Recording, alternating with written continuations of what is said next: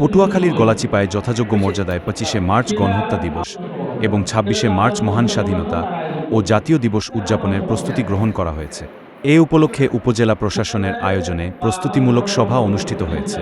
বৃহস্পতিবার বেলা 11:30টায় উপজেলা পরিষদ মিলনায়তনে আয়োজিত সভায় সভাপতিত্ব করেন উপজেলা নির্বাহী কর্মকর্তা মিজানুর রহমান। সভাটি সঞ্চালনা করেন উপজেলা একাডেমিক সুপারভাইজার মো. আবুল কালাম সাঈদ। এ সময় সভায় উপস্থিত ছিলেন বিভিন্ন দপ্তরের কর্মকর্তা, জনপ্রতিনিধি, রাজনৈতিক নেতৃবৃন্দ, সাংবাদিক, বিভিন্ন শিক্ষা প্রতিষ্ঠানের শিক্ষক-শিক্ষার্থী, সামাজিক ও সাংস্কৃতিক সংগঠনের প্রতিনিধি, পেশাজীবী, স্বেচ্ছাসেবী এবং ধর্মীয় প্রতিষ্ঠানের প্রধানগণ।